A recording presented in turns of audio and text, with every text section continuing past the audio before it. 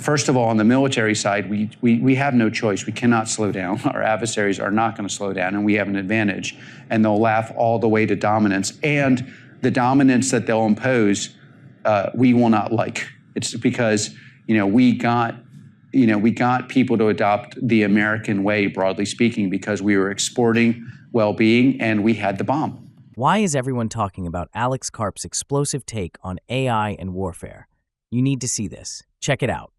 And so AI will allow us to raise the GDP of America dramatically and help our allies do it while essentially creating the functional equivalent of the nuclear bomb before our adversaries. And then you do have an issue of how to regulate it. And that's a very complicated issue. My version of it should be thresholded with teeth that kick in depending at the level of the closer you get to AGI. And honestly, I don't think China, Russia, or anyone want complete AGI.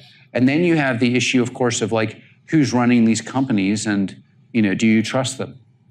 Because a lot of these technologies are quite dangerous, even what we're doing. And if the person has a history of being completely untrustworthy, maybe that's a problem, or not aligned with America. And those are very hard questions. I don't have an answer for it because none of us want government intervention, partly because we haven't seen a record of those people being competent enough on technical decisions, and because of rampant politicization of every issue, but there's still going to be very big issues. The hesitation from major global players on AGI isn't surprising. This isn't just about technological advancement, but about control. Without clear ethical boundaries and oversight, AGI could introduce more instability than innovation. The challenge is ensuring its development remains in the hands of those who prioritize security over dominance. Governments, corporations, and technologists will all need to align, but history tells us that's easier said than done. The irony is that the commercial sector has long solved problems that the military is still fumbling with. Why continue down a path of overpriced, untested solutions when proven alternatives are readily available? This could reshape military procurement, but only if the right mindset changes. I realize you're a technologist, but given the seat you're in, I can't help but ask, just looking around the world at the hotspots, do you see potential for upside in the Middle East? We've all been looking at the downside there for the last 30 or 40 years and terrified of it. I think we can all still see it's a hotbed and we can see things that go wrong. Is there some glimmer of hope in what I've been seeing the last year that things could actually go right there? We've spent years viewing the Middle East through a lens of conflict, but is that the only narrative? While challenges remain, shifts in technological partnerships and strategic investments could signal a new chapter. The question is, will innovation and economic cooperation be enough to overcome deep-rooted instability? If history has taught us anything, it's that unexpected players often shape the future. I'm, if for people don't know, viewed as ridiculously pro-Israel, and I'm proud of that. I think everyone knows that by now. But I do think the fact it's been a long time since a Western government won a war dramatically. We need to take heed of how did they win? Why did they win? And what does it mean? And it's really funny because I spent a lot of my life. We have very large clients in the Arab-speaking world, and I built that business. And you learn a lot. Especially, I dealt with very powerful people and very non-powerful people, and winning is what people care about over there. I never ever told people. In fact, I was always very open about, look, I'm pro-Israel, and certainly in private, people like that, especially they appreciated the honesty,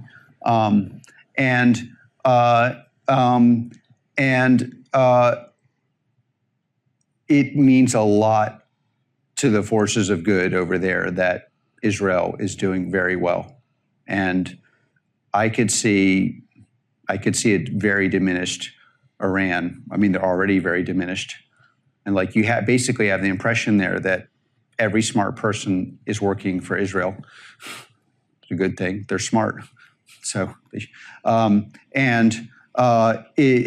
then, you know, the thing we've got to get past, you know, when we get, whether it's the Bush version of they're going to be Wilsonian Democrats or the Obama version that, you know, the Persian mullahs love us, we just have to move past this stuff. The Middle East, people in the Middle East understand and manage that region a lot better than we do.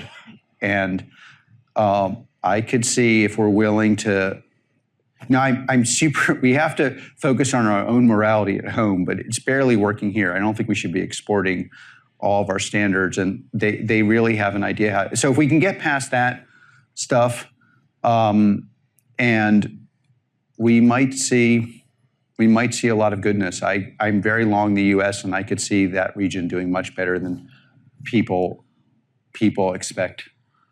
And certainly, I think they're hopeful. The future of the Middle East isn't just about conflict, it's about transformation. If the right economic and technological incentives align, we could see a region that contributes more to global stability. The key is ensuring the right players drive that change. Otherwise, outdated policies and reactive strategies will keep the region trapped in cycles of volatility. It's funny, when I was over there, I got the feeling that every Gulf state was rooting for Israel, with the possible exception of Qatar. My guess is they're falling into line now that they see who's winning. I mean, if you, one of the coolest things about my business is I deal with important and unimportant people, or the unimportant people being very important for what they're doing. But, you know, I've spent a lot of time in the Arab Middle East, and like obviously they're, you know, varying of opinions, but they very much were rooting for Israel to win. And, you know, but I think it's important also for just the West in general. And if you look at, you know, who is like, spends every waking moment trying to explain to the world why they're bad, they're largely, as a proxy indicator, I don't mean one-to-one, people doing that are mostly running failed institutions and failed countries. And the Arab Middle East is not interested in that kind of failure. They're run by competent people that want success for their country. They're not interested in being told they're morally superior from the Berkeley or Yale faculty while running an institution that barely works, that's subsidized by it still doesn't work despite the fact it's tax exempt and subsidized by the US government. And yeah, so it's like they're just not interested in that. And by the way, they think people who talk like that are dumb, which is like which is why we have a successful business there. The product plus, you know, they're not interested in they're very smart people. The refusal of institutions to acknowledge their failures is why they lose credibility. People don't buy into systems that demand obedience but produce nothing of value. That's why independent companies, those that don't rely on subsidies or moral posturing, end up defining the future, while bureaucratic relics fade into irrelevance. All I know is one of the monsters of human history just got defeated. Talk about Mr. Assad. And I think we all know the reason. But there's the Middle East version, and then it is very important that people who are smart and have integrity and are willing to fight win. And, you know, it's like, and as a parting note, it's super important to stand up. You know, it starts with footsie, you know, pagan religion, protesting in front of everything where people are just trying to go to school or protesting against Israel or not having an interest in defending the US. And it ends with people justifying murdering CEOs. They're completely linked. And that's why you just have to stand up and fight this stuff. And at every turn. And when people are asking you to give money, it's like they're playing footsie with our destruction. And there is no alternative to America in the world. It's like, it is the only thing that works at this scale. It's the only place where people actually are meritocratic and fair. It's the only place where they don't steal your capital after you make it in general. It's the only place, if you want to take classic progressive lines, where we integrate people from all backgrounds. and do it gleefully. There's only one place like this, and the people who they begin with one issue and it metastasizes to. I mean, if you look at people on TV, whatever you think about our healthcare system, you have people on TV joyously partying. The guy was assassinated on these streets. And these people aren't screwing around, and we shouldn't either. If a system rewards talent, hard work, and innovation without punishing success, isn't that exactly what progress should look like? Yet, instead of embracing these values, some actively work to dismantle them under the guise of fairness. The real battle isn't just about politics. It's about protecting a system that allows people from all backgrounds to rise based on merit, not ideology. The question is, how many are willing to fight for it before it's too late? Well, yeah. Alex, Ronnie Mateo from Trumid. Peter was my first external investor as well, so I've been following you for quite some time.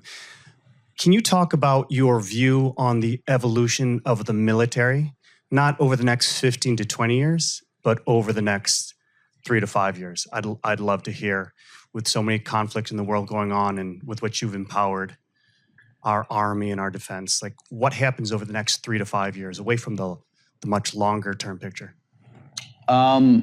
Well, if you look at what happened in Ukraine, basically the Russians integrated jamming devices, and it went from a classic hardware large object war to a small object war powered by software with very quick iterations, where the products that were, especially the hardware products that were useful last week, aren't useful this week.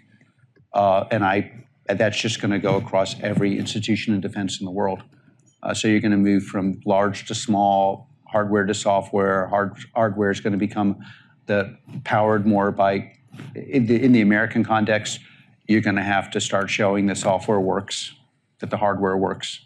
Why is it that private companies optimize for efficiency while government agencies drown in bureaucracy? Defense isn't about who has the biggest budget. It's about who adapts the fastest. The military doesn't have a technology problem. It has a procurement problem. If commercial software can be deployed instantly and scaled to thousands of users, why waste billions reinventing what already works? The longer this mindset persists, the bigger the disadvantage becomes, especially as adversaries prioritize agility over outdated contracting processes. And this is going to just accelerate, and that's going to happen over the next 18 months, I think. Some of it depends on what level of threat there is, but how does the Army, how do all the joint forces do that without the technology community side by side with them, unless they're recruiting all the technologists to quickly enter?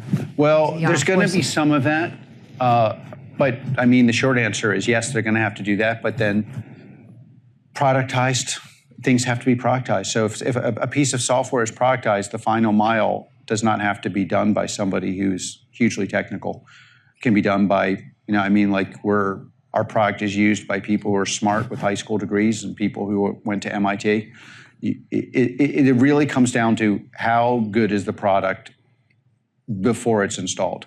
And you can productize a lot of things that in the past were required technical talent, meaning you could sell it to 100 people. A lot of the things they need exist in the commercial community or already exist on the battlefield. Quite frankly, a big issue for the US military and other militaries is just buying the stuff they know that works instead of the stuff that they know doesn't work. So a lot of it's just contractual. There are very basic things that would transform America. Like there's something called a commercial preference, meaning, it's obvious to any commercial entity. I offer you a cup, and this is sold at Walmart for $1. He offers you a cup, and it's hand built here, and it's built for $1,000. Well, but without a commercial preference, you might be buying this in the U.S. government, and so a lot of it comes down to. I'm running around Congress all the time saying, move the budget to, now I say more, but at the beginning I was like, we need 1%, 0.2% of the US budget goes to AI, defense budget, 0.2%. And if you said, what percent goes to products that are software that have even been used on the battlefield effectively, i.e. third-party validation and or have been sold commercially, it's probably in the 2% range. The shift from 2% to 20% in AI and defense technology funding isn't just about keeping pace. It's about maintaining global leadership. The fact that large-scale deployments now take days instead of months is proof that technology is ready, but government inertia is still a major obstacle. With mounting pressure from all sides, adversaries, budget constraints, and internal leaders, the transformation is inevitable. The real question is whether it happens proactively or only after a crisis forces change. And so that has to change to like 20%. And these things will, they are going to change. Like the weird thing that's happening now is when you talk to senators, congressmen, generals, everyone is saying the same thing. And then to your point, you do have an influx of people that want to help the US government who are very technical, but it's a combination of pressure from the top internally, pressure from our adversaries, budgetary pressure, and productization. And there is a huge difference now, again, with these, I'm not trying here to sell my product, but what would have taken us, we had this deployment with a very large retail company, and we did the same thing 2 years ago. It took us 6 months now, and there was a lot of lift for the customer, but not enough to really force the CEO to engage. Now it took 6 days. These things are like, it's like you can take large language models. So large language models, as you may have noticed, are a science experiment for you that you're paying for because if you have a board, they've told you it's important.